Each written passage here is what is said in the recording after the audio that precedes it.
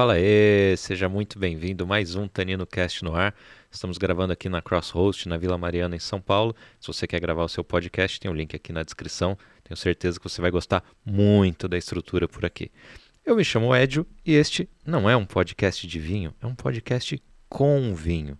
E eu sempre falo em todos os programas, deixa o like, comenta, se inscreve no canal. Você sabia que apenas 5% dos nossos ouvintes e espectadores são inscritos no canal? Cadê os 95? Se inscrevam aí, me ajudem, por favor. E hoje eu tenho a satisfação de conversar com o meu amigo Rafael Agra. Rafael que me acompanha aí há uns 10 anos já, que a gente 10 anos. 12, velho. 2010. 2010 e... Bom, 13. 2010 a gente entrou. Exato, cara. Bom, deixa eu te dar os boas-vindas Opa, primeiro. Seja bem-vindo, muito Rafael. obrigado, Valeu, obrigado pelo convite. Um prazer estar aqui, cara. Apesar do Rafael me conhecer da época do varejo, hoje ele é especialista em renda fixa. É isso aí. Tem um curso de operar DI, né? Que é o que precifica a renda fixa. Então a gente vai falar um pouquinho de varejo, um pouquinho de renda fixa e DI, né? Vamos. E outra curiosidade que a gente tem um grupo no WhatsApp que já completou 10 anos. É o grupo mais longevo. A gente quer mandar um abraço então pro Fras, que está assistindo aqui. Só tem gente boa lá. Só gente boa, só comentários super válidos e bem produtivos e bem...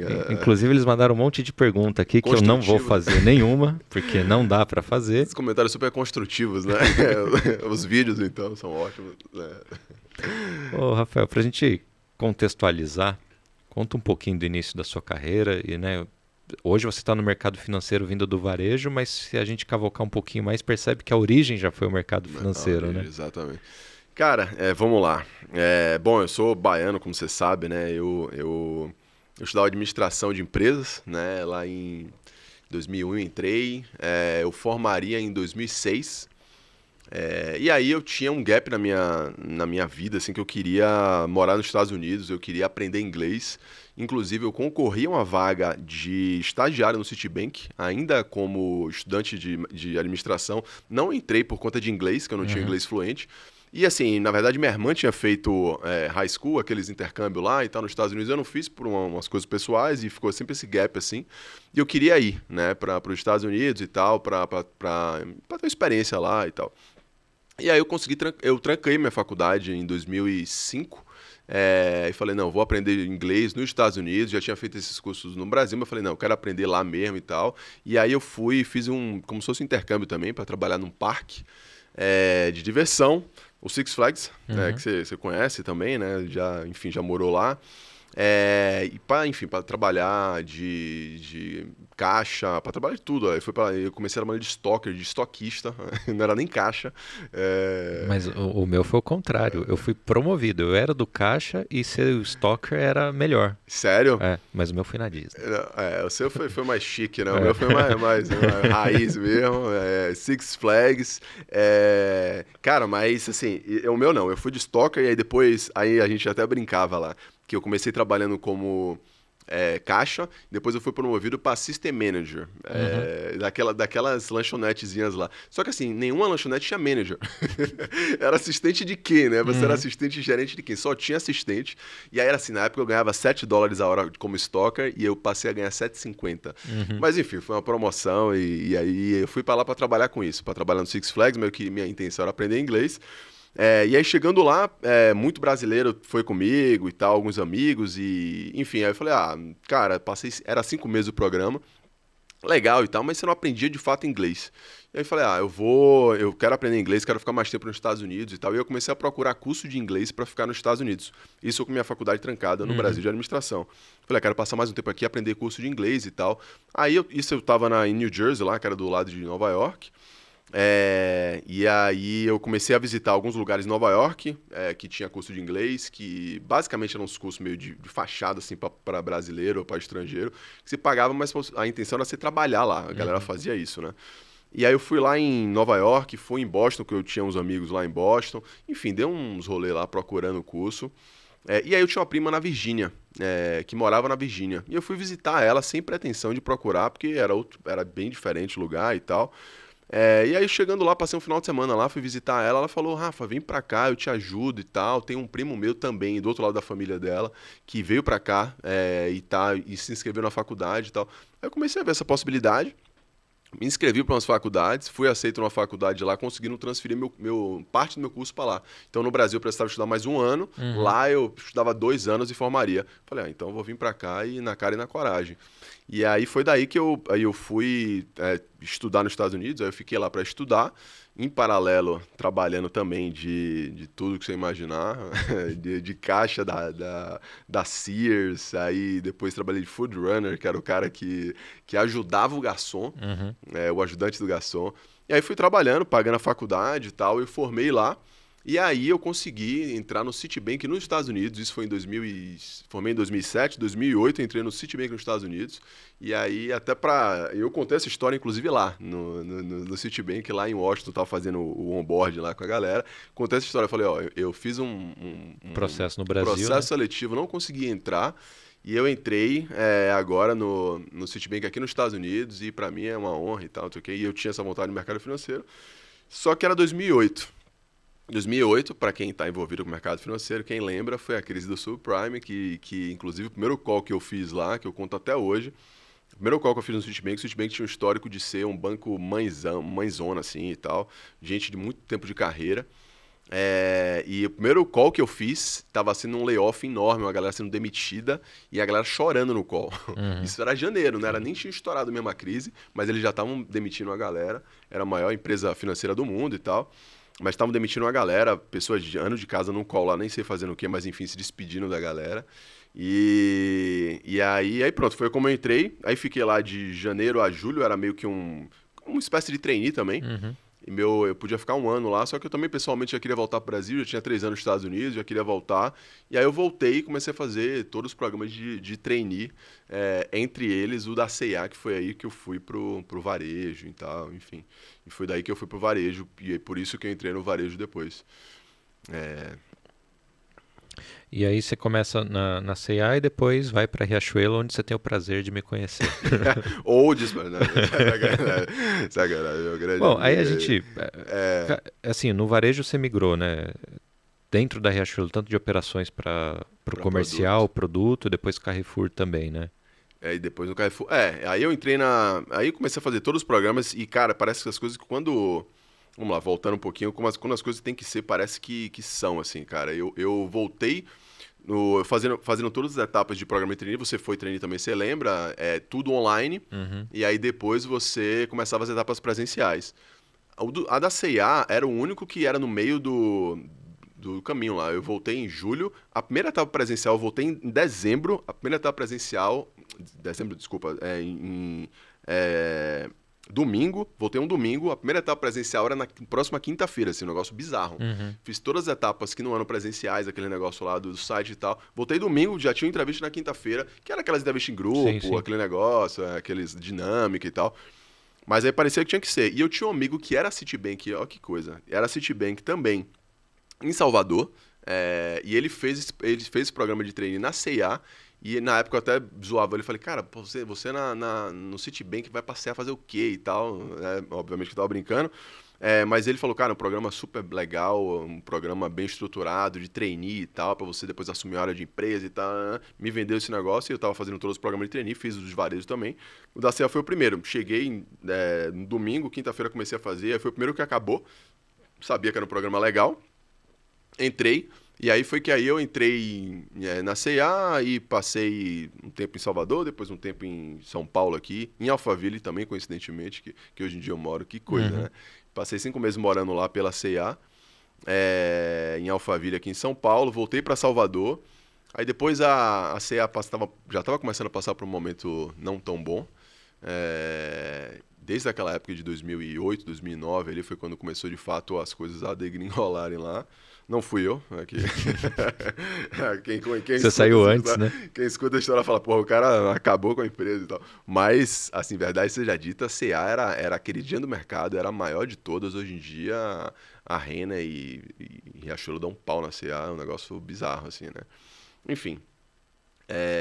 E aí eu recebi a proposta para ser gerente na Riachuelo. Eu tinha alguns amigos lá na Riachuelo já. Aliás, na C&A, que conheciam a galera da Riachuelo. Os Uhum. gerentes todos se conheciam e tal. E aí me indicaram no processo da Riachuelo. A Riachuelo estava pagando bem para gerente, estava com um programa forte de crescimento e estava abrindo loja pra caramba, num momento muito bom.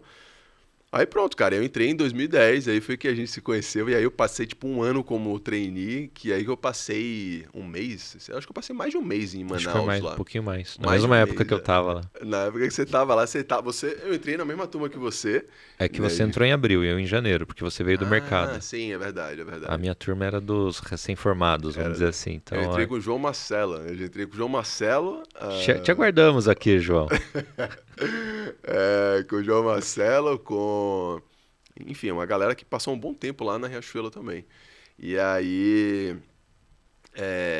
pronto, aí fui pra Manaus, aí dei aqueles rolê todo que a gente dá no varejo. Cara, mas eu vou te falar que eu acho que eu fui um dos que mais rodei nesse programa de trainee. Só pra falar rapidamente aqui, sem querer me alongar muito, mas eu treinei em Fortaleza, depois eu voltei pra Salvador, fiquei treinando um tempo, aí voltei pra Fortaleza, assumi a primeira loja de Mauá aqui em São Paulo. É verdade. Passei em Mauá aqui, sei lá, uns 3, 4 meses, não lembro exatamente. Depois eu saí de Mauá, fui direto pra Manaus. Fui direto pra Manaus, fiquei lá, sei lá, 1, 2 meses lá, não lembro exatamente, que foi bem legal. Inclusive o começo do programa lá do Fast Fashion e tal, nessa época. Manaus, aí depois de Manaus eu fui para Rio de Janeiro, cobri uma licença maternidade lá.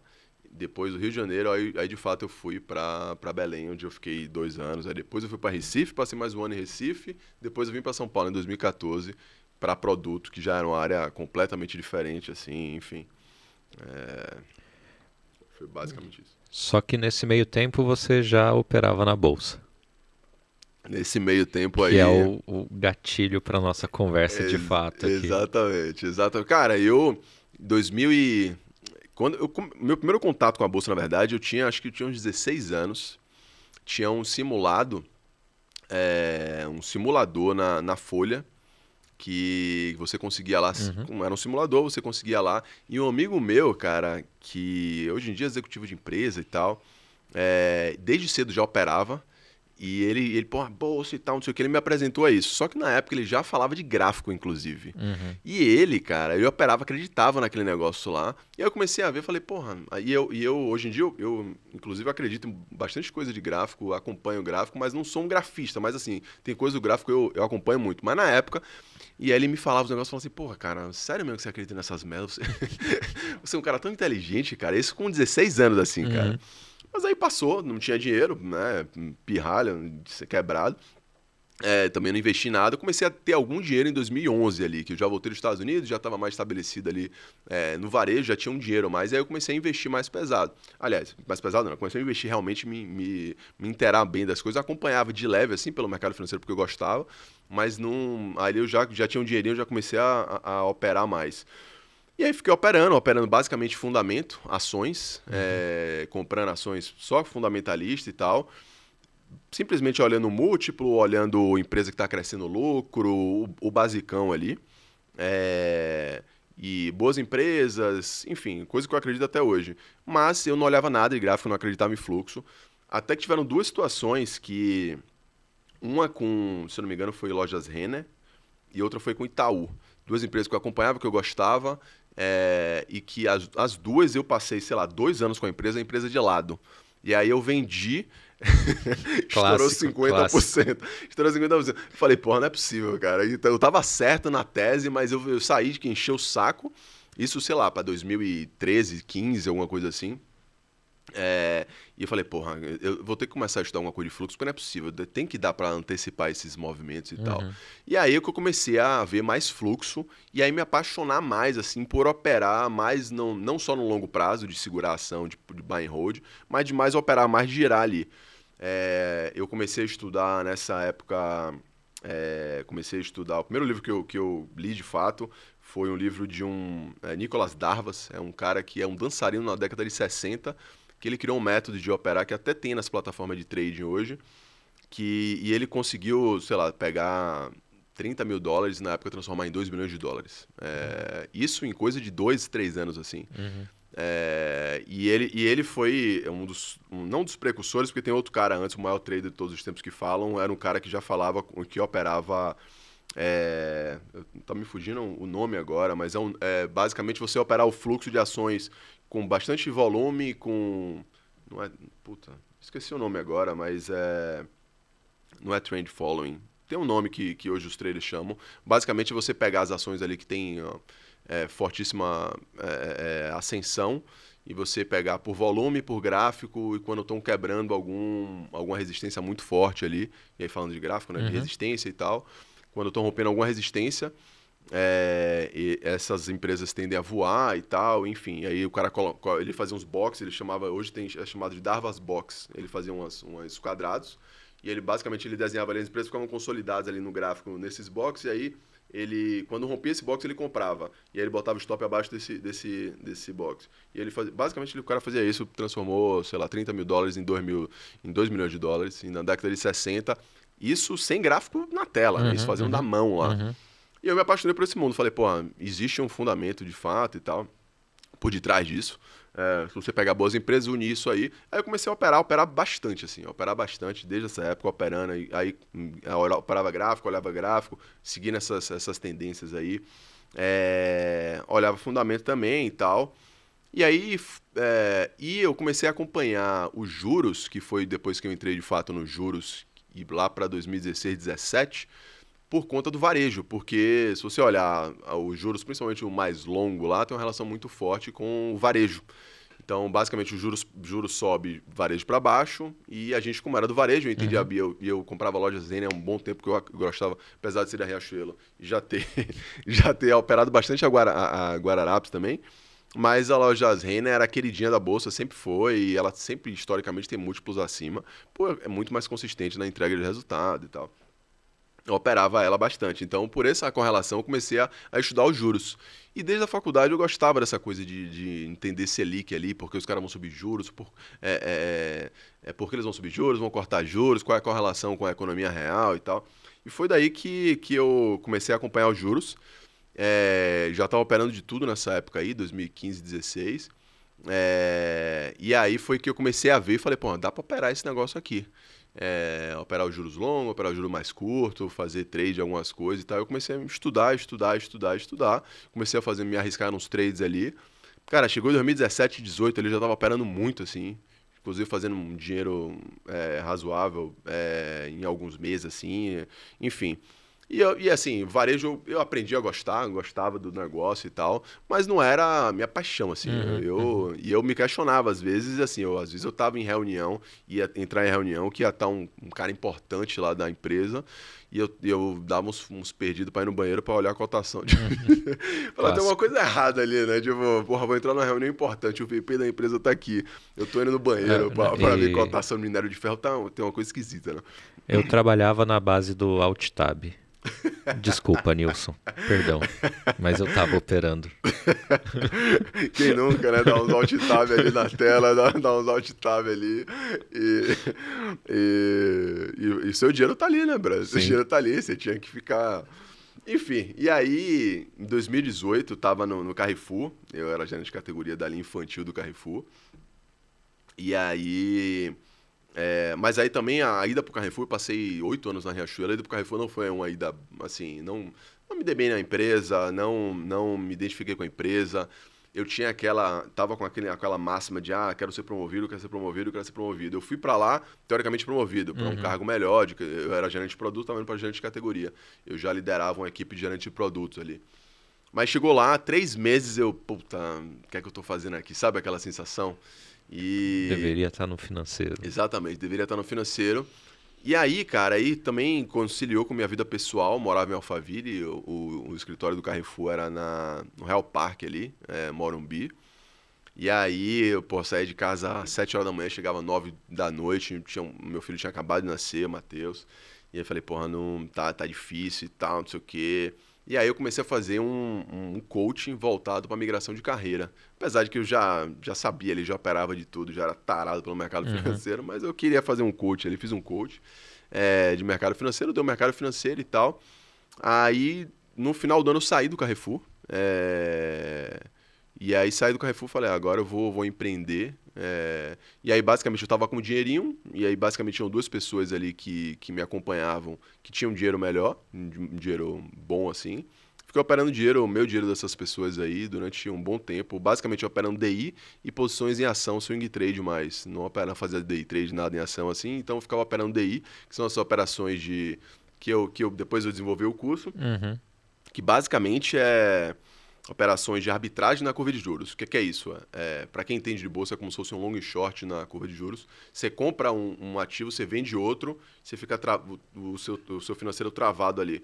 Não sei se a galera que não é do mercado financeiro provavelmente não vai entender muito bem isso que eu estou falando, mas na bolsa você consegue vender o que você não tem, né? Basicamente você aluga e você vende, apostando na queda.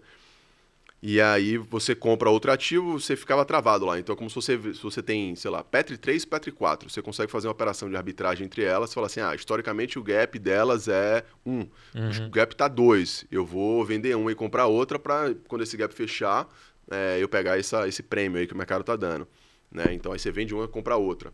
Você fica lá travado financeiro. O mesmo montante, você vende 100 mil reais de uma e você compra 100 mil reais de outra, você pega aquele gap lá. Nos juros é a mesma coisa, só que a única coisa que você faz com vencimentos diferentes. Então, assim, eu comecei a estudar lá em 2016, 2017, os fundamentos do DI, que basicamente que é o que precifica a renda fixa. E os DI são os contratos que basicamente ali o mercado está precificando a trajetória da Selic. Principalmente nos 3, 4 anos ali, eles conseguem fazer na unha, assim. É tipo, a inflação vai estar de tanto, a Selic vai ter que estar tanto. Então, o mercado fica operando isso. E aí você, às vezes, consegue ver, se você acompanha essa curva de juros, você consegue ver alguns prêmios. Fala assim, eu não sei, eu acho que a inflação vai continuar muito alta. Então, eu vou apostar que o juro curto vai subir mais porque o mercado está dando que, sei lá, a Selic vai cair para 12, mas eu não acredito. A Selic não vai cair para 12, a Selic vai ficar em 12,50. Então, você consegue comprar um juro curto lá e você consegue travar num juro mais longo lá, vendido em outra ponta, para você ficar... E aí você fica operando esses spreads. Basicamente foi isso, sem querer ser muito técnico, mas já sendo. Era isso que eu fazia, isso que eu me especializei. E eu fiquei fazendo isso durante... um bom tempo, na verdade. Fiquei fazendo isso durante um bom tempo com essa grana aí. Enfim, e aí foi daí que surgiu essa coisa da renda fixa. Como esses juros é o que precifica a renda fixa, nessa mesma época aí, logo que eu saí do Carrefour, eu já tinha uns amigos que eram dono de escritórios da XP, BTG, enfim. E desde essa época eles falavam, eu conversava com eles, né? Os caras, pô, vem trabalhar com a gente e tal, nananã. E só que eu falava, bom, se eu for para essa área vai ser uma área mais comercial, então não quero muito, quero operar aqui e tal. Então eu queria essa experiência de operar mesmo, ficar operando ali basicamente. E era basicamente olhando notícia, tendência, e operando isso aí, falando, o juro longo tá, o juro de, sei lá, de janeiro de 2025 tá barato agora, o juro de 2027 tá caro. E aí vendia um, comprava outro, ficava operando a curva de juros ali. E aí, numa dessas, depois de algum tempo ali fazendo isso, eu topei. E aí foi aí que eu entrei no ramo de assessoria. Que aí eu fui pro BTG primeiro e agora eu tô no Safra, no escritório do Safra. E aí, Rafael, só para a gente contextualizar, que a gente vai falar dos dois assuntos um pouquinho mais a fundo, tanto do DI como da renda fixa. Nossa, tá? Bem bom, hein? Desculpa. Não, muito vou dar um spoiler já. Geralmente falo mais para frente do episódio. A gente está bom. bebendo hoje um Caliterra, que é uma vinícola chilena, focada principalmente em sustentabilidade. É um Merlot da linha Reserva, que tem 6 meses de barrica de carvalho. E aí a curiosidade é o seguinte, que eu sempre falo, eu trago vinho pensando no convidado e tal. E quando eu fui no Rafael 1000 anos atrás, a gente tomou um Merlot chileno lá. Eu falei, vamos levar um Merlot chileno então. Cara, ótimo, muito bom o vinho. Gostei. Inclusive era a luta do José Aldo e ele tomou um cacete nesse dia. Acabou, nós todo mundo, porra, que bosta, o cara perdeu. 5 segundos de luta. Acabou. É verdade, né, cara? É verdade. Tempão, né? Faz tempo essa. Importação da Vinho Ponto, R$ 99,90 custa esse vinho. Bom preço, né? Muito bom, muito bom. Muito bom. Bom, aí eu dizia que... Então vamos falar do DI e também da renda fixa. Porque como um precifica o outro ali, sei. Vamos começar na renda fixa. Por quê? Hoje acho que é um assunto que é muito falado em rede social, que é investir em ações, em fundos, em dólar nos Estados Unidos, e a renda fixa ficou meio como vilã. Só que hoje você bota um gráfico dos últimos 5 anos, o CDI deu um cacete em todo mundo. Então, em todo mundo. Explica um pouquinho da renda fixa, como é que é o investimento em renda fixa, né, do pré, do pós, né, dos títulos, das opções, do vencimento, o que acontece se eu resgatar antes, enfim. Sim, vamos lá. Aulinha de renda fixa aí, Aulinha de grátis. Renda fixa, vamos lá. Bom, basicamente tem 3 tipos de título na renda fixa, né, que é o pré-fixado, o pós-fixado e o híbrido que a gente fala ali, que é IPCA+, geralmente. E como é que é isso? O pré-fixado, basicamente, você está pré-fixando sua taxa, você está pré-fixando uma taxa durante um tempo, né? Então o nome já fala pré-fixado, então quando você investe ali, se você segurar até o vencimento, você já consegue projetar quanto você vai receber. Então, que nem você compra um CDB de um banco Safra, você vai ganhar, sei lá, 14% ao ano, você vai investir 100 mil reais, você vai ganhar 14 mil esse ano, depois você vai ganhar, mas enfim. E aí, esse é o pré-fixado, 14, enfim, é uma taxa já que você pré-fixa ali. Tem o pós-fixado, que sempre é atrelado a algum indicador. E qual seria esse indicador? Você pode ter um pós-fixado, a grande parte é no CDI, então é aqueles que você vê lá, CDB, 110% do CDI. E qual é a vantagem desse título aí? Principalmente quando a taxa de juros está subindo, você surfar essa onda. E se ela estiver caindo, você não quer pós-fixar muito seus investimentos. Então, assim, por exemplo, a gente veio de uma Selic ali de 2% até 13,75% que está agora. Então, se você, por exemplo, pegou uma taxa pré-fixada, qual é o risco da pré-fixada?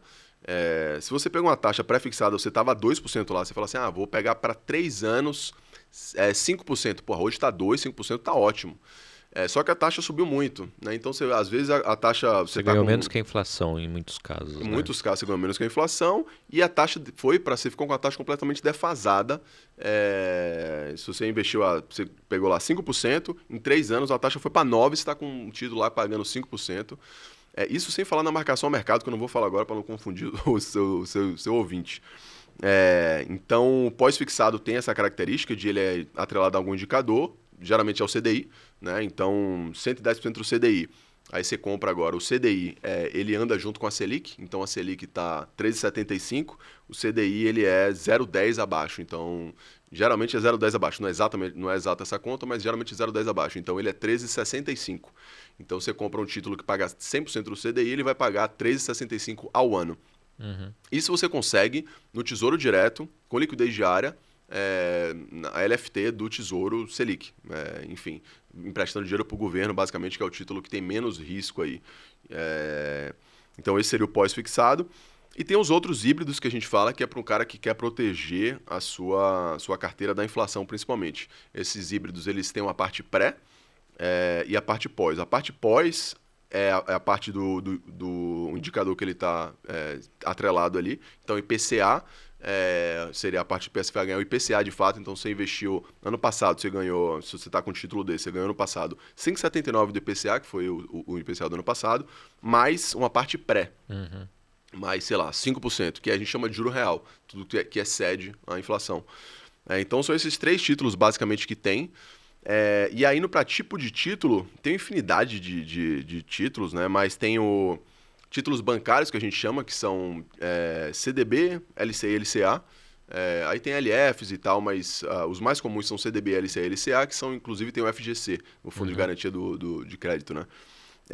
Esses títulos você está basicamente emprestando para banco, CDB, LCI e LCA. O LCI e LCA tem a característica de ser isento de imposto de renda. O CDB já é bruto, mas o que eu sempre falo pro pessoal não quer dizer que a LCA e LCA seja melhor. Você tem que fazer conta, porque a renda fixa tem uma tabela regressiva, né? Se você investe 6 meses, até 6 meses você paga 22,5% de R, até um ano você paga, entre 6 meses e um ano você paga 20%, entre 1 e 2 anos você paga 17,5%, após 2 anos você paga 15%, que é a tabela mínima de R. Então, assim, você tem que fazer conta. Você pega um LCA lá que para 2 anos, para 1 ano e meio, você tem que comparar com o CDB de 1 ano e meio ali, porque às vezes não é só olhando o título que você vai ver. Às vezes a taxa do CDB, mesmo pagando imposto, Exatamente, vai compensa. te dar um resultado melhor. Exatamente. Então tem que fazer. Porque muita gente fala assim, isento de imposto. Quem é que não gosta de não pagar imposto? Né? Mas aí tem que fazer conta. Aí você tem os créditos privados, que são CRIs, CRAs, debêntures incentivadas ou não, que inclusive agora estão pagando muito alto, mas também porque teve aí o que é que são esses títulos? Basicamente você está emprestando dinheiro para uma empresa que está se capitalizando para crescer, né? Então, vamos lá, a Movida lá. A Movida está querendo expandir, abrir uma filial fora do país e tal, falar, vou botar lançar uma debenture aqui, lançar o debenture, aí basicamente você está emprestando dinheiro para esse cara, ele vai te pagar uma taxa lá, aí tem as incentivadas ou não, incentivadas aí isento de imposto de renda também. Hoje em dia tem taxa, por exemplo, hoje tinha BRF lá no Safra de IPCA mais 8,5%. Então, juro real de 8,5%. Cara, IPCA médio do Brasil é 6% dos últimos 10 anos. Ou seja, a empresa está pagando 14,5% ao ano líquido de imposto de renda emprestando essa taxa. Alto demais, né? Muito alto. A gente até questiona se é tão sustentável assim. Esses títulos de crédito privado também tem outro fator, que é o crédito é o risco de crédito que a gente chama, que é o risco do emissor, ou seja, a Movida no caso que eu citei. Então tem o risco da Movida, porque se a Movida quebrar por algum motivo, ela não vai te pagar, não vai conseguir te pagar. E aí você realmente vai... E nesse caso não tem nenhum fundo garantidor. Não tem o fundo garantidor. Nos títulos bancários que eu só falei por alto, mas tem o fundo garantidor, te cobre ali 250 mil para uma instituição financeira até 1 milhão por CPF. Então se você pega um CDB de uma casa mais... Se você pega os bancões lá, AAA, que a gente chama o rating lá, o melhor rating, né, de análise de risco, não tem, tipo, para um produto Safra, BTG, enfim, é muito difícil o Safra quebrar, o Itaú quebrar, é muito difícil acontecer. Mas se você pega o Master, por exemplo... Banco Edio. O Banco Edio. Você pega uns bancos mais de segunda linha e tal, que tem esse risco de... Agora, recente teve um. Aí você quer botar só realmente ali o limite do FGC, porque pode acontecer. Aí o limite é isso, até 250 mil. Esse limite é do valor investido ou do a resgatar? A resgatar, o valor na curva. Então na verdade eu não posso nem botar 250, o ideal é botar exatamente, 200, 180. E aí a gente faz essa conta sempre também. Então você vai investir lá um título de 5 anos, que ele vai quase dobrar se estiver pagando 15%, cara, bota só 120 mil nesse título, porque é o valor na curva que está lá. Você consegue resgatar 100%. E, historicamente, o FGC paga em até 24 dias. Eu puxei esse dado outro dia, porque teve um caso recente aí da BRK, que quebrou. E aí tinha cliente acionando o FGC, e aí eu puxei esse dado. Se não me engano, era 24 ou 28 dias para pagar o FGC, que é super rápido. A crítica que existe ao FGC, a esse argumento de coloca no que está mais ok se você botar, é que é uma seguradora. Então, se tiver uma quebra generalizada de bancos, não vai ter dinheiro para todo mundo. Ele cobre menos de 3% de todo o sistema ali. Mas enfim, mas o outro cenário é que se tiver uma quebra generalizada de banco, significa que o negócio foi por brejo mesmo. Então, fudeu de vez. Não é o seu investimento que vai fazer diferença mais. Se os bancos... E assim, pensando que desses 100% que eu estou falando aí, vai, sei lá, 80% está nos bancões, você vê um cenário de Itaú... Bradesco, Santander quebrando, realmente aí a gente está ferrado, né? Safra, porra, os caras 5 bi de lucro, né? Então é um negócio bizarro, assim, para os caras quebrar é muito difícil, né? Então se o FGC não cobrir é porque realmente fodeu. É porque... E o terceiro seria emprestar para o governo? O terceiro seria emprestar para o governo, basicamente... pelo Tesouro, né, títulos públicos. As corretoras a gente consegue mais títulos do que está disponível lá para o consumidor ali, para o cliente final. se ele entrar no site do Tesouro, porque as próprias tesourarias dos bancos, eles compram esses títulos e repassam para os clientes. E não tem taxa de custódia, então o cliente às vezes fica até achando isso, fala, eu vou botar um dinheiro no Tesouro, não vou nem falar para o banco porque ele vai querer spreadar e tal. Isso não spreada, isso não spreada. Nenhum deles a taxa de custódia é zerada, a taxa que a gente passa é praticamente a mesma ali, então não tem... É a mesma coisa você botar no Tesouro e você botar num banco. O que eu sempre falo, assim, para assessoria principalmente, cara, tem uma pessoa de confiança, que não vai ser uma pessoa que vai ficar te vendendo produto lá, e consiga fazer uma carteira legal com você. Então, se você tiver essa pessoa, não faz menor diferença você botar no Tesouro ou no banco. Você vai pagar a taxa do Tesouro ali, que é 0,20 ao ano, de custódia do Tesouro, não é nem do banco. Então, eles debitam ali 0,1% em janeiro e 0,1% em julho. Primeiro dia de janeiro, primeiro dia de julho, primeiro dia útil. Eles debitam ali de sua conta. É só o que cobra. E aí você tem dentro do Tesouro, que teoricamente é o menor risco que tem. Os livros de economia falam isso, né? O menor risco é você emprestar para o governo. Porque o governo não pagar realmente é um negócio que é uma moratória e tal. Enfim, no Brasil já foi falado há tempos atrás, mas é uma coisa impensável, assim. E até porque tem muito investidor estrangeiro comprado nesses títulos e tal, então o menor risco é esse. Então, você consegue também os prés, os pós, os IPCA+, tem diversos vencimentos. Os pós fixados, aí eu falando de cenário aí, né? A taxa subindo, basicamente, você deve investir mais em pós ali quando a taxa Selic está subindo. Falando a grosso modo, se a taxa estiver caindo, se tiver certo que o cenário estiver de fato caindo, taxa de juros, você quer pré-fixar seus investimentos, porque se a Selic, que é o ponto de partida do investimento, lá é a Selic, né? Então, hoje você consegue investir para o governo com liquidez diária, o cara vai te pagar 13,65 ao ano. Se você for pré-fixar durante mais tempo, obviamente você quer ter uma taxa maior, né? Você quer, sei lá, 14, 14,5 para investir, para você dar o seu dinheiro para o governo durante 2 anos. Se você vê que a Selic está caindo, que os juros estão caindo, basicamente você quer pré-fixar a sua taxa. E se você quer se proteger da inflação, você pega um IPCA+, um híbrido ali, basicamente que você vai ter juro real ao longo do tempo. Montando carteira, o que a gente fala, geralmente é você fazer uma composição entre as três, e aí você vai pesar mais a mão no que você mais acredita, mas eu acho que sempre tem lugar ali, por exemplo, os pré-fixados.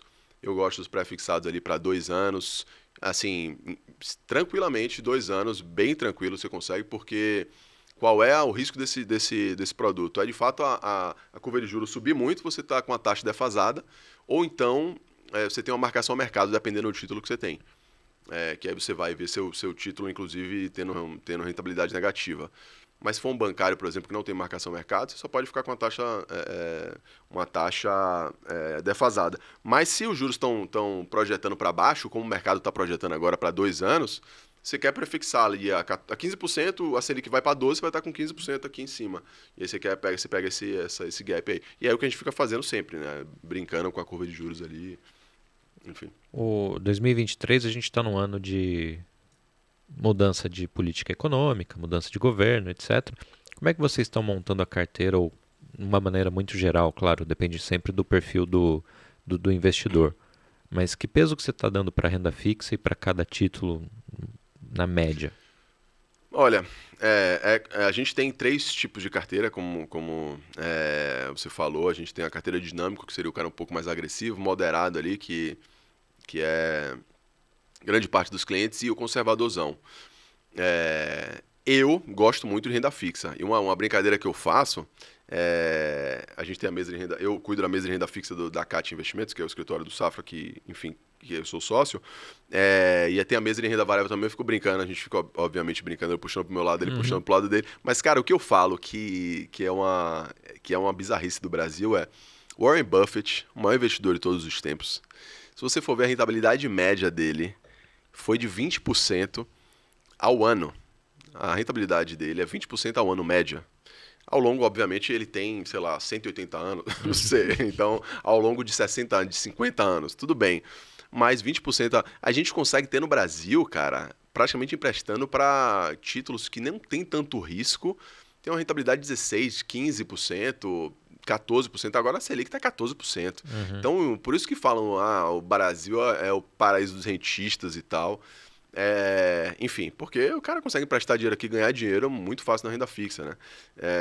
Pensando que o maior investidor de todos os tempos conseguiu 20% ao ano. Então, assim, difere bastante, tá? A gente tem uma carteira lá que, para conservador, a gente fala de... Hoje em dia eu não vou saber exatamente os valores, tá? Mas um conservador acho que está uns 60%, 70% na renda fixa. Um moderado ali tá acho que 50%. E o mais arrojado ali, que seria o dinâmico, mais para 40%. Tem uns fundos multimercados que fazem esse papel muito bem também. Mas aí vai muito do cliente também. E lembrando que na renda fixa a gente consegue ter rentabilidades muito altas também, dependendo do cenário que tiver. Com marcação ao mercado, por exemplo, já teve anos de eu ganhar 30% só em renda fixa. 30%, sendo que teve gente que ganhou 40%. Eu ainda saí antes e tal, mas quando o juro está fechando, você basicamente prestando dinheiro para o governo ganhar 30% ao ano é negócio, tipo, muito bom. E então a renda fixa você consegue tem uns títulos mais arriscados que são os mais longos lá, que basicamente você tem que entender da curva de juros ali para você saber, porque por exemplo, você pega um NTNB, que é um IPCA mais 2055. Pô, você não quer resgatar 2055, né? Se você resgatar, você vai ter aquela rentabilidade contratada. Sim. Que eu falei, IPCA mais hoje está pagando, sei lá, 6,5%. Ou seja, juro real de 6,5%. Se você segurar até 2055, você vai ter essa rentabilidade contratada. Mas quem compra esse título geralmente está buscando ali a marcação a mercado, que é a oscilação da taxa de juros. E aí o que você quer, você investiu a 6,50, você quer que essa taxa de juro real vá para 6, vá para 5, e aí você vai ganhar uma porrada na valorização do seu título lá, porque trazendo a valor presente, você consegue essa porrada.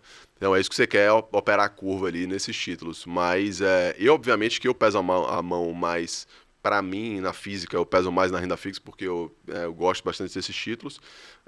A renda variável também, assim, não dá pra ignorar os múltiplos da bolsa, o preço das empresas estão, tipo, bizarro, muito barato. Então acho que se a curva continuar fechando, os juros cair, as coisas melhorarem de uma forma macro, eu acho que a gente pode ter uma porrada na bolsa.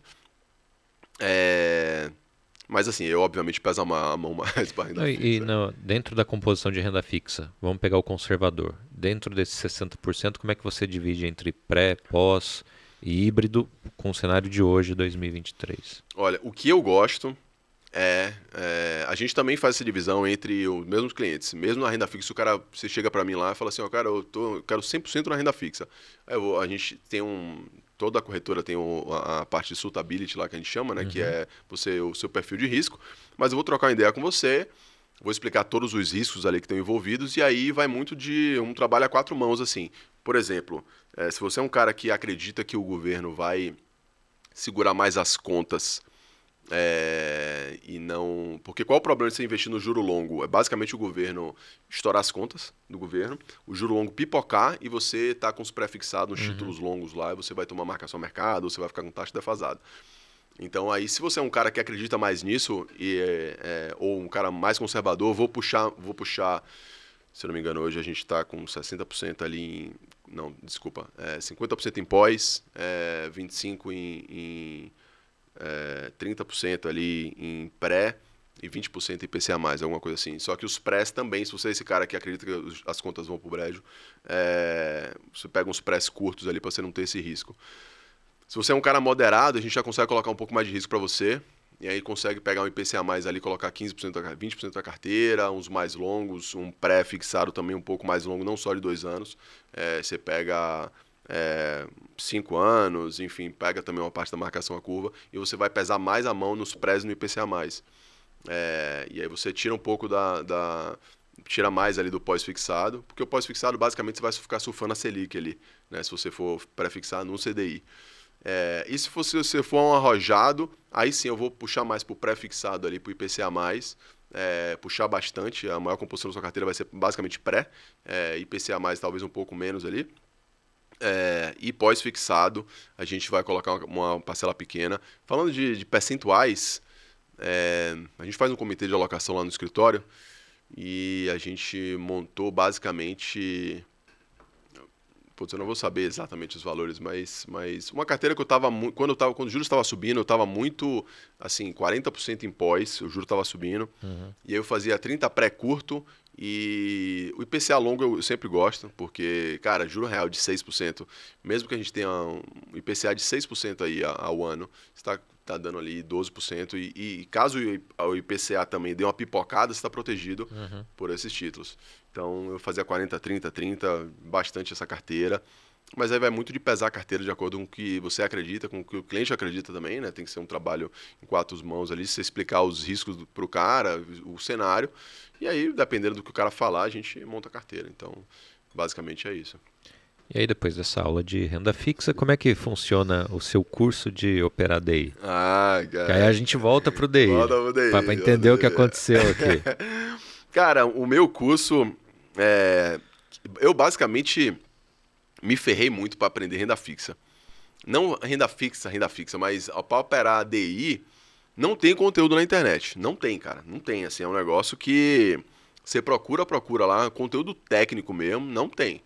Aí você procura falar com algumas pessoas, eles vão falar assim, compra o livro lá, Cálculo da Tesouraria do Securato, que é a bíblia do... Cara, 300 folhas assim, técnico pra caramba, assim, um negócio bizarro, difícil, pesado. Eu já li umas 2 vezes, eu devo ter entendido, sei lá, 30% do livro, que já foi bastante, mas é um negócio muito técnico. E eu fui aprendendo muito na marra, assim. E aí depois, na época, tiveram alguns cursos, fiz algumas coisas lá fora. Tem uns caras lá fora que falam de curva de juros americana lá.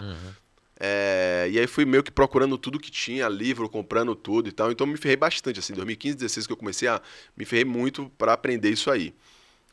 E aí depois que eu já estava inserido nesse meio aí, eu conheci uma galera do trade também. Já tinham umas pessoas que eram... eu tinha uns amigos ali que eram dono de escritório e tal, que sempre trocava ideia com eles. E depois eu conheci uma galera do trade também. Inclusive uns traders, tipo, bons, os caras ganham bastante dinheiro, traders, os caras até day trade faz. Day trade que assim, eu não recomendo fazendo day trade, não sei o que você sabe realmente está fazendo. Eu, particularmente, a grande maioria das pessoas que eu conheço faz day trade, perde dinheiro, mas eu conheço algumas que ganham muita grana. Mas é muito de perfil, é muito de... E assim, enfim, vai muito de cada um. E aí eu conheci uma galera que operava e tal, tinha um grupo de WhatsApp, tinha uns caras até conhecidos. O Twitter tem uma comunidade grande financeira, tem um FinTwitch lá, uma comunidade bem focada, tem desde gestor de fundos, uns caras grandes assim, tipo, se eu não me engano até o Rogério Xavier, que acho que é um dos maiores gestores brasileiros de fundo do SPX, que cuida de, sei lá, 40 bilhões de dólares, mora lá em Londres e tal, ele tem um perfil lá, de vez em quando ele dá umas palhinhas lá, tem uns caras muito grandes lá que falam. Então é um ambiente ali que você filtrando, dá pra você tirar muita coisa boa. E eu já conheci uns caras do Twitter e tal, já tava falando mais do Twitter de juros ali, até pra conhecer uma galera que operasse de juros também. E aí depois eu conheci uns caras, já tinha uns grupos no WhatsApp com uma galera que operava bem, uns caras bons assim, que eram inclusive conhecidos no Twitter e tal. E aí uma vez eu falando para eles, eu montei uma apresentação para um amigo meu que era da XP, um dono de um escritório lá, e montei uma apresentação para ele e mostrei para os caras no grupo lá. E os caras falaram, cara, por que você não faz um vídeo disso, cara? Ninguém fala disso, ninguém opera DI, cara, DI e tal, não sei o quê. Porque o mercado, geralmente quando o cara vai operar ali, fazer trading e tal, o cara vai ou para índice ou para dólar, ou para ações. Índice dólar, assim, 99% das pessoas perdem dinheiro, é um negócio tipo um rolo compressor, assim, em pessoa física. E eu sempre tive um pensamento também um pouco de fugir da manada, assim, de falar, porra, todo mundo tá fazendo isso, tá se fudendo, pra que eu vou fazer? Desculpa os palavrões, tá? Não sei se... Não derruba. Não derruba? Então tudo bem. Não, então... é que pra derrubar tem que estar no alto. Não, vai chegar lá. Ainda podemos. Vai chegar. Mas enfim, vou maneirar aqui. Não. Mas então, aí, cara, putz, eu até me perdi agora, na verdade, onde eu tava. Da galera operando DI. A galera só operava dólar índice. Dólar índice. Dólar índice. E aí eu queria fugir da manada. Já vinha operando, e como eu vi que tinha mais racionalidade nesse... É um mercado que também rola especulação, de todas as pontas, inclusive até banco especula também, faz day trade, os caras fazem também. Mas é menos especulativo que dólar índice ali, mesmo se você for operar no day trade ali. E tem essa relação que você consegue ver o que está mais barato, mais caro, dependendo da inflação, dependendo do cenário ali que você consegue precificar mais. Então foi daí que eu parti. E aí eu comecei a ver uma racionalidade mais nesse mercado. Foi aí que eu comecei a operar DI. Tá, aí eu comecei a operar DI e tal, e aí eu montei essa apresentação, mandei no grupo lá, os caras, pô, faz um vídeo e tal. Eu falei, vou fazer um vídeo. Aí botei um vídeo lá, o meu primeiro vídeo que eu fiz no YouTube foi Por que operar DI? E aí eu elenquei alguns pontos lá. E cara, pra minha surpresa, surgiu uma galera. Uma galera falou, porra, sempre quis saber mais como é que é e tal, não sei o que legal e tal, faz mais vídeos. Aí eu fui meio que tomando gosto pela coisa, eu fiz uns vídeos lá e criei uns vídeos, meus primeiros vídeos, se eu ver, é tipo muito tosco, assim, muito tosco. Eu na minha antiga casa, a minha casa que você foi, o escritório que eu tinha lá, mas, cara, microfone péssimo, um barulho por detrás e tal, mas assim, Mas era porque daí o conteúdo era o que eu acredito, né? Porque daí eu falava de racionalidade, de menos especulação, você consegue precificar melhor. Não tem muita pessoa física lá para os caras ficar só tomando dinheiro de você. Basicamente é um mercado mais institucional. E eu vi racionalidade, eu sabia precificar mais esse mercado, por isso que eu operava DI. E aí começou a chover, faz mais vídeo, eu fui tomando gosto pela coisa, aí comecei a falar mais no Twitter, comecei a fazer uns vídeos, aí depois os caras, porra, cara, cria um curso e tal. Eu falei, não pensa em ter curso não. Aí começaram a mentoria, faz curso, falei assim, não dou não. Até porque pra você fazer uma mentoria, pra você ficar 1 hora com um cara lá, eu falei, não vou ficar, não quero ser mentor né? Mas, se tiver uma galera, por que não? E aí eu comecei a estudar esse mercado, falei assim, vamos ver o que é que tem pra pessoa física aqui. Eu sei que eu me ferrei muito pra aprender. E aí, basicamente, eu comecei a juntar as coisas que eu tinha aprendido lá e falar como é que eu queria ter que fosse lá no começo, quando eu comecei a aprender, o que é que eu queria ter aprendido. Fui juntando as coisas, juntei lá e tal, e fazendo os vídeos e tal, aí passei acho que uns 6 meses fazendo um vídeo e meio que estudando como eu iria montar isso, uns caras me pedindo, até que um dia eu montei um curso, depois de 6 meses de lançado o meu primeiro vídeo. E, cara, pra minha surpresa, foi como eu te falei, né, antes de a gente começar aqui, cara, o curso, até hoje, e eu faço questão de falar pros caras, falar assim, o curso não tá mais atualizado em relação se você for ver lá, eu tô falando, a Selic tá 6%. Então, assim, o curso não tá atualizado, eu tô sem tempo para atualizar o curso, mas os conceitos são os mesmos. O que é conceito? Inclinação da curva de juros, flattening da curva de juros, o juro curto ele move por quê, o juro longo ele move por quê, o que é política monetária. E aí eu fiz um curso do básico até o avançado, para ser um curso que o cara que não sabe nada de DI lá, o cara só entende um pouco de mercado, o cara entende lá, desde eu começo falando o que é contrato de DI. O ticker é DI1, F, o vencimento, nananana. O que é que os caras estão fazendo para você entender o que é aquilo ali. Para que existe o contrato de DI? Então, basicamente, são instituições ali fazendo proteção na carteira delas. E aí os caras saem e assim, pensa que 80%, 90% da grana dos bancos estão em renda fixa. E às vezes ele tem que proteger essa grana. E é através dos contratos DI que eles fazem. Por isso que é um contrato predominantemente institucional, só a instituição fazendo lá. E os caras operam muito pesado esse negócio. E cada contratinho de DI lá, um contratinho é 100 mil reais no vencimento. Antigamente só conseguia operar de 5 em 5. Ou seja, era 500 mil reais no vencimento. Obviamente que tem alavancagem. Você não precisava ter 500 mil na conta naquela hora. Você precisava ter margem. E aí você conseguia operar aquele contrato. E aí foi isso. E aí eu fiz um curso basicamente do básico ao avançado. E hoje, quando tem gente tem bastante aluno ainda que compra, e aí eu falo pro cara, o seguinte, eu não faço mais a sala. Durante um tempo eu fiz uma sala toda segunda-feira, que eu ficava ao vivo com a galera lá. Que aí segunda-feira tem o relatório Focus, aí tem algumas coisas, alguma notícia lá, a gente meio que ficava trocando uma ideia ali na segunda-feira. Não consigo mais fazer, mas eu consigo fazer uma mentoria com o cara ali, porque gera dúvida, então o cara ele vai ter dúvidas, e aí eu consigo fazer uma mentoria de 1 hora para cada aluno, 2 encontros. Então são 2 horas, 2 encontros. Aí eu tento fazer com o mercado aberto às vezes, quando o cara quer. Outra, a gente no sábado e tal, algum dia assim que eu tô mais tranquilo, o cara também, aí eu peço pro cara anotar as dúvidas dele, e aí que ele vai ter ao longo do curso. Então, assim, o curso Eu falo para os caras, falo, ó, não está atualizado, vou atualizar quando der, mas o conceito é o mesmo, que de fato que é inclinação da curva, é formato de curva, é meio que um macrozão ali, enfim. E assim foi, cara. E aí foi um negócio que hoje em dia eu gosto. E eu de fato fiz assim, pensando cara, vou ajudar quem quer operar isso aí. Porque até gente que opera dólar, às vezes o cara não entende de juros, e toma uns nabos, às vezes, sem nem saber por quê. E existe uma frase no mercado que os juros é o pai de todos os mercados, né? Então os juros é o que manda no negócio. Tanto para o mercado de equity, de ação e tal, para tudo. Então, se você tem um cenário ali de juro longo caindo, bolsa deve ser para cima, juro curto subindo, pode ser que o dólar caia, porque o juro subindo aqui pode ficar mais atrativo para o investidor trazer dinheiro. Aí entra um fluxo de câmbio para cá, de grana para cá, com isso faz o dólar para baixo. Então, tem uma série de coisinhas ali dos juros que você consegue fazer correlação com outros mercados. E para mim, sempre me ajudou muito em operar ações, swing trade mesmo. Hoje, eu operei muito tempo juros, todo dia ali, e eu acompanho muito a curva de juros. Hoje em dia, assim, cara, eu falo para meus amigos que gostam do game, assim, de trade, de operação, eu falo, cara, taxa de juros subindo, eu nem olho para ação, não olho. Para quê? Porque, cara, se você for olhar valuation de empresa e sem entender como os caras fazem o valuation de empresa, basicamente eles pegam lá o chamam de fluxo de caixa descontado, projeta para 5 anos, 10 anos, traz a valor presente. Esse trazer valor presente é por uma taxa de juros.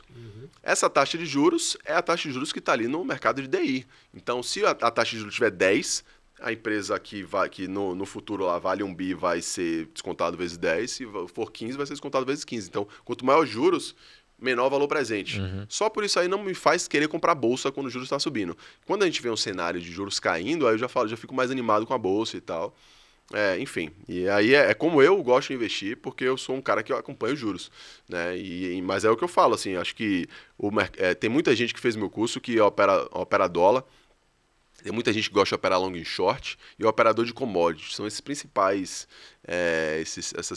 os caras que operam, sei lá, milho, soja e tal, sei que os caras entram lá, os caras curtem, os caras que gostam de Tem uva para fazer vinho, para uva não tem, operar vinho. Uva tem, acho que no mercado de Chicago, lá na bolsa de Chicago, acho que tem.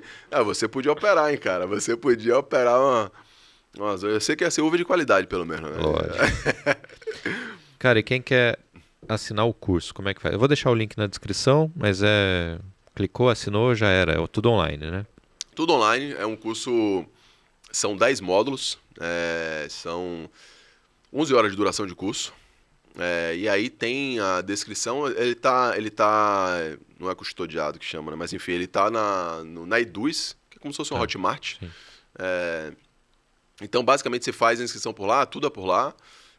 O cara pode se inscrever, se não gostou do curso, 7 dias ele pode cancelar o curso lá e tal. E aí, depois que ele compra o curso, aí ele tem canal aberto comigo pra gente marcar esses 2 encontros.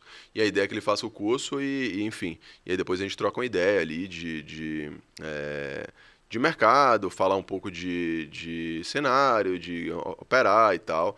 A galera tá me perguntando bastante se eu tenho operado. Eu não tenho operado, que eu tava no BTG, agora eu tô no Safra. Eu não tenho operado na física e não pretendo no curto prazo voltar a operar, porque eu não tenho nem tempo para isso agora, para operar. Obviamente que eu fico me coçando lá quando eu vejo as taxas de juros de vez em quando, mas não consigo. Mas você não opera por tempo mesmo ou porque existe restrição legal? E também existe restrição legal, assim, por exemplo, day trade a gente não pode fazer. Eu estava no BTG, agora eu estou na CAT Investimentos, com o escritório do Safra. Credenciada ao Safra, né? E eu passei muito tempo nessa transição. Então eu tava no BTG, eu não podia operar por outra casa ainda. E agora, no Safra, agora que eu já assinei o contrato, tá tudo certo, tudo certinho lá. Porque às vezes você tá num contrato social de empresa e para mudar para outra tem que sair num contrato. Tem umas questões legais meio chatinhas nesse processo, demorou mais do que eu esperava. Agora eu assinei o contrato do Safra e aí eu estou no Safra. Aí, teoricamente, agora eu já posso operar pelo Safra. Só que também assim, cara, a gente está já com mais de 30 assessores e a demanda o tempo inteiro, graças a Deus, de cliente buscando renda fixa e tal. A renda fixa está muito forte, né? Então surge muita demanda de cliente, muita coisa e, enfim, eu não estou conseguindo operar. E aí o que eu pretendo fazer é voltar, talvez, fazendo operações de swing trade, nos juros, arbitrando ali na curva. Enfim, basicamente ficar travado na curva ali, tomando menos risco. E ação, também comprar umas açõezinhas e tal. E renda fixa, obviamente, que minha carteira está predominantemente sempre na renda fixa, né? Cara, e a gente falou uma série de conceitos aqui, e aí você comentou da migração para o escritório. Só para a gente finalizar, comenta a importância de ter um assessor de investimento, justamente nesse cenário que talvez, sei lá, 80% de quem assistir esse podcast não vai ter entendido nada do que foi tratado, de como é complexo, né, um simples investimento em renda fixa, que a grosso modo é o investimento mais fácil, né? Vou botar ali porque é fixo, é seguro. Exatamente, né? Exatamente. Fala um pouquinho do trabalho do assessor. Cara, basicamente o assessor é para ser a ponte entre o cliente e a corretora, né? Mas a importância, para mim, é assim, primeira coisa que eu falo duas coisas principais ali para qualquer pessoa que está buscando um assessor de investimentos. Se você não entende nada, principalmente, eu falo, cara, você tem que ter duas coisas no mínimo ali para você estar com a pessoa com você. Primeira coisa é ter confiança na pessoa. E aí depois eu vou falar um pouco do cenário do que eu vejo do mercado que aconteceu. E outra coisa, o cara entender de mercado. Porque o cara tem que entender de mercado para você ganhar dinheiro, né? Você tá investindo para você ganhar dinheiro. O cara tem que entender de mercado. Então, confiança para você saber que, assim, é que nem quando você vai no médico, não comparando profissões, obviamente, mas você vai no médico, o cara vai começar a falar lá um bocado de coisa, o cara pode falar o que for, que você não vai entender nada e você vai ficar vendido na coisa. Você vai no mecânico, o cara vai falar, cara, que acontece muito, fala, cara, aconteceu isso com o seu carro e tal, você fala, porra, beleza, cara, troca aí as peças e tal, porque você não vai entender ali, a não ser que você conheça realmente o negócio. Investimento, cara, infelizmente no Brasil a gente não tem educação financeira, né? E aí é uma coisa enraizada no brasileiro, de fato a gente não tem nas escolas e tal, então a gente não entende. E a gente vê muito a pessoa muito bem esclarecida, o cara um puta profissional na área dele, mas não entende nada. O médico que eu citei é um deles. Às vezes tem muito médico. Eu tenho uma amiga médica que ela comprou uma pesão agora lá e ela, eu comprei botando 100% em poupança. Aí eu assim, porra, você sabe que pra mim é uma ofensa se eu falar isso aí, né?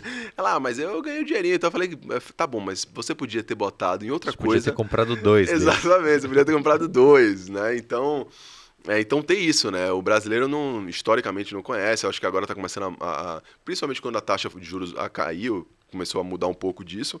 Mas tem que ser uma pessoa de confiança, porque se for uma pessoa mal intencionada, ele consegue te enganar ali. E teve esse movimento, eu não vou ficar falando nome de corretoras assim, mas teve uma corretora que cresceu muito ao longo do tempo. Nos últimos anos aí, e assim, aí obviamente tem profissionais muito bons lá também, mas também tem profissional que está pensando no curtíssimo prazo ali, o trabalho de assessoria a gente ganha comissão, né? É um trabalho que já é comissionado no produto, então assim, por exemplo, se você contrata um CDB do Safra, o Safra ele pegou o CDB, se você está pagando, ele vai te pagar 14,50 no CDB, ele pegou a 15. Então esse 0,50 ele vai remunerar o meu escritório, o assessor, eu que te vendi esse produto, e, enfim, e toda a cadeia. O Safra vai tirar o dele e vai remunerar o escritório, e é assim que acontece. É assim que nosso mercado é. Só que tem diferentes produtos ali, tem produtos que você vai ser remunerado, às vezes, um spread bem pequeno, que é a spread que a gente chama, né, essa diferença de juros, e tem produtos que vão remunerar muito mais alto. E às vezes não é o melhor para o cliente. Só que, pelo cliente não entender, o cara consegue te vender como se fosse o melhor dos mundos ali. Então a gente vê, cara, casos bizarros, assim, de chegando um cliente lá com, sei lá, mais de 2 milhões, 80% em COI para 5 anos, sendo que o cara nem falou para ele que ele não podia resgatar durante 5 anos, senão ele toma uma canelada lá forte, assim. E esse COI é um produto que hoje em dia está extremamente queimado no mercado porque foi vendido dessa forma. Os caras nem falavam, que falavam assim, ó, se você sair 5 anos, se você tentar sair antes, vai tomar uma canelada, lá vai perder dinheiro, vai tomar um fumo forte. Nem falava isso, eu falava, não, você saca quando você puder, tá tudo certo, o cara ia sair lá 30% a menos do valor contratado. Não, e a venda do COI sempre foi amarrada no seguinte, não, você não perde, porque se a operação não fechar, você pega o seu valor investido. Capital protegido. Mas peraí, 5 anos depois, velho, olha a perda que tem aí. Exatamente, se você pegar o CDI aí do tempo, 13% em 5 anos, cara, é muita coisa, né? Então, exatamente, é quase dobrar o capital ali. Obviamente que o CDI é a 3, né? Então você está perdendo dinheiro pela inflação, se você comparar o CDI de diversas formas. E até a própria renda fixa, que, como eu te falei, tem essa NTNB longa, por exemplo, que é um título para 2055. Esses títulos, só para você ter uma ideia, tem volatilidade de bolsa. Tem volatilidade de bolsa. Então, assim, é um título que ele não tem o risco de crédito ali, porque você está emprestando para o governo, e se você segurar até 2055, de fato, você vai ter aquela rentabilidade contratada. Mas no meio do caminho ele vai ter oscilação, a marcação ao mercado que a gente chama. Muita oscilação. E oscilação de bolsa. E, como é tesouro, tem muito cara mal intencionado que vira pro assessor e fala assim, cara, isso aqui é tesouro, isso aqui é renda fixa, fica tranquilo. Aí o cliente vê lá, bota 70% do capital. E tá negativo. E tá negativo tipo 40% às vezes. Se você pega uma taxa, quem comprou IPCA 4, IPCA mais 4, agora tá IPCA mais 6, tem gente tomando 40% de deságio. Se ele segurar de novo, se ele segurar até 2055, ele vai resgatar. Mas ninguém quer pegar esse título para segurar para 2050. 2055 tá muito longe, 30 anos, tipo... Então tem muita gente mal intencionada nesse mercado, infelizmente. Não muita gente mas tem gente mal intencionada nesse mercado. Então, assim, a primeira coisa que eu falo é, cara, uma pessoa de confiança, uma pessoa que você confie. E outra coisa é a pessoa entender de mercado. O cara tem que entender de mercado lá para te falar de fato o que está acontecendo, quais são os riscos, compor uma carteira com você. Eu sempre gosto eu gosto mesmo de essa parte educacional também, até pelo curso e tal. Então, sempre que eu tô com... Eu sou head de renda fixa do escritório, mas eu tenho a minha carteira de clientes também. Obviamente que não é uma carteira muito grande, porque eu não consigo dar conta de tudo isso. Mas, enfim, nosso escritório já tem bastante cliente e tal. E eu gosto de sentar com o cliente e falar para ele os riscos que ele está correndo lá e explicar para ele. Por mais que o cara fale assim, não quero entender, eu falo, cara, você só entende o mínimo aqui para você entender o que está acontecendo, porque é o seu dinheiro. Não, até para amanhã você não me ligar enchendo o saco. Tem essa parte também, né? Depois você vai falar que eu que decidi para você. Eu não decido por ninguém, o meu trabalho aqui é falar para você, se você me perguntar o que eu acho, eu vou falar, beleza, eu acho isso, meu dinheiro tá nisso. Mas quem decide é você. O meu trabalho é mostrar para você quais são os produtos, quais são os riscos e você decidir. Então eu tento mostrar bastante pro cliente, não só para ele não me encher depois, né, que eu estava falando, mas pro cara entender ali, porque, cara, o dinheiro das pessoas... E as pessoas não veem tanta importância na educação financeira. Cara, a gente trabalha pra cacete a vida inteira. Né? O mínimo aí que trabalha é um terço da sua vida trabalhando, cara, e você não vai cuidar do seu dinheiro, que é o que você ralou ali pra... Tem que entender. Não tem essa de, não tem... Cara, tem que criar um tempinho ali pra você entender um pouquinho, nem que seja o mínimo, ou tem uma pessoa de extrema confiança, pra você estar ali delegando, e não delargando, como a gente falava no varejo, né? Verdade. E não deixando simplesmente a mão do cara, mas você tá pelo menos sabendo o que tá acontecendo ali, pra, enfim... Pra você estar no controle do seu dinheiro, né? Enfim. Faltou alguma coisa no nosso roteiro? Acho que mandamos tudo, né? Cara, eu acho que mandamos tudo. Acho que... Renda fixa, DI, tem o curso, né? O link... Você vai mandar o link para eu botar aqui. Vou mandar o curso. Eu vou deixar na descrição. Bom, se eu puder divulgar o nosso... óbvio. O nosso escritório, né? Nosso escritório. Como é que entra em contato com vocês? Isso, é isso aí. Bom, a gente já tem CAT Investimentos, o nome do nosso escritório, mas até pelo próprio YouTube, nas redes sociais, pode me seguir. Eu vou deixar o link também. Nas redes sociais pode me seguir, Rafael Agra, enfim, Eu tinha parado de botar com mais conteúdo no Instagram, porque eu estava nesse processo de migração de escritórios, eu não podia falar ainda em nome do Safra, não em nome do Safra, mas enfim, como composição do Safra ali. Agora já tô no contrato social, já saí de um escritório para outro, então agora já estou oficialmente na CAT Investimentos pelo Safra, e minha intenção é começar a apostar mais de renda fixa para ir educando a galera e falando do nosso trabalho, do nosso escritório. A gente está com um escritório que, de fato, ali... E não é papo de vendedor, a gente está de fato ali pensando em montar o melhor para o cliente, assim. A gente montou um escritório que já tá crescendo a passos largos, assim. Uma galera bem sênior comigo, um pessoal bem sênior tá tocando o escritório.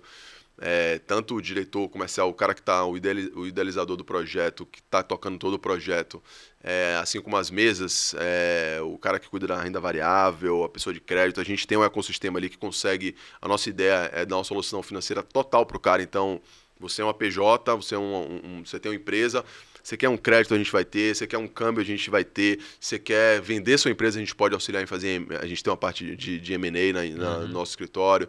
Renda fixa comigo, tem uma pessoa de renda variável. A gente está montando um ecossistema de fato para o assessor que vai para lá, o cara ficar focado em captação e atender o melhor cliente dele. A gente tem essa premissa de ser 100% pró-cliente.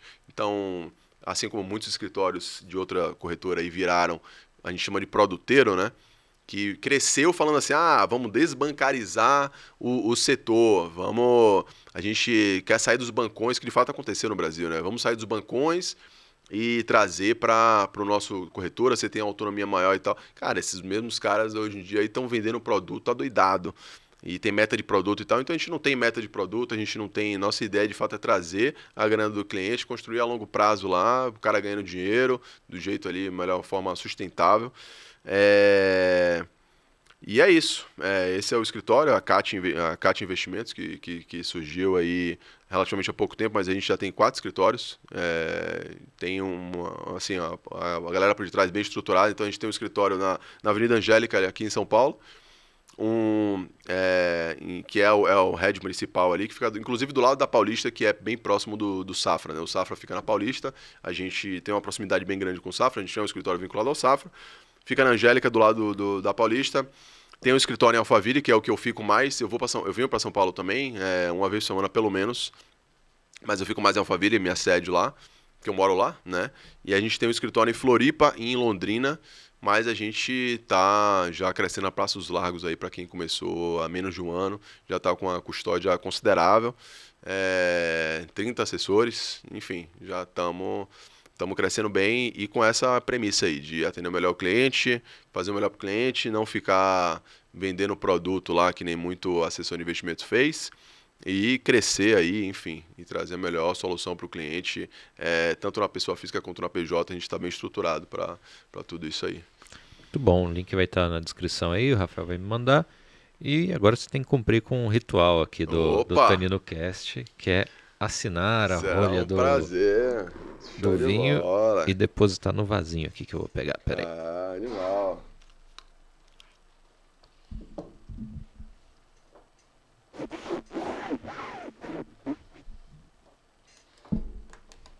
Cara, show de bola, meu velho. Eu tenho que aprender mais sobre vinho com você, velho. Tem que ir lá na loja tomar uns vinhos.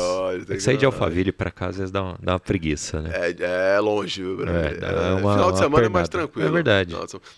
Eu tenho que conhecer a outra loja que eu não conhecia ainda, né? São Bernardo, verdade. São Bernardo, né? Vamos marcar um Fras. Vamos marcar um Confrás lá, cara? Vamos marcar. A gente precisa reunir esse grupo do WhatsApp que tem 10 anos de existência e ninguém mais se encontra praticamente, né? Cara, João mora em Alphaville. E vocês não se veem. A gente não se vê. A gente tentou marcar um squash, resgatando de Belém, que eu jogava squash com o João um tempo lá. Um squash. E, cara, a gente tentou, sei lá, umas 8 semanas consecutivas, assim. Não conseguimos bater a agenda, velho. Caraca. E aí, o cara mora do meu lado lá. Porra.